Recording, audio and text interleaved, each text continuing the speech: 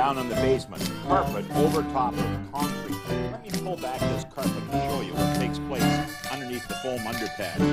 Look at the mildew and mold on the back side of that foam underpad, caused from cold concrete, moisture wicking up through the concrete and venting itself into the foam, leaving that white residual behind, which really causes real problems with anybody with allergies.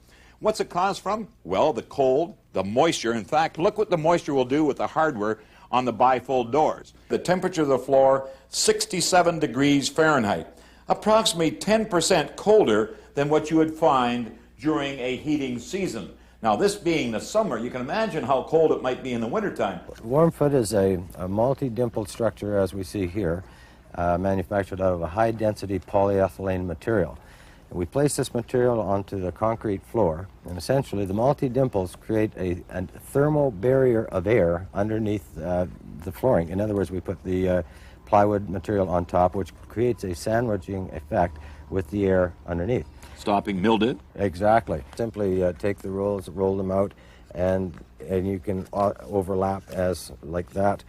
And also the material is very easy to cut with a razor blade knife. You may occasionally and sometimes find, because of the curl, the natural curl of the material, is put a piece of tape here or a piece of tape there. And the next thing, down goes the plywood. It must be fairly strong with 3/8 plywood on top. Shell, the strength factor is incredible. You can actually get up to a 15,000 pounds per square foot weight ratio with the plywood on top. We use a masonry drill bit in a rotating hammer drill. With a depth gauge? With the depth thing, so you know exactly how far to go into the concrete. That's correct.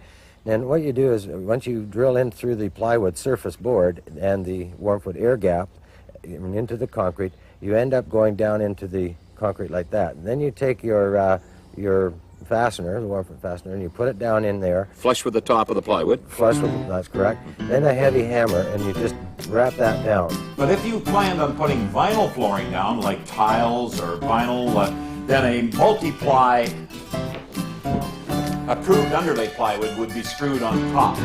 Well, the carpet's back in, and oh, does it ever feel nice and warm and cozy down here. 79 degrees. What a difference.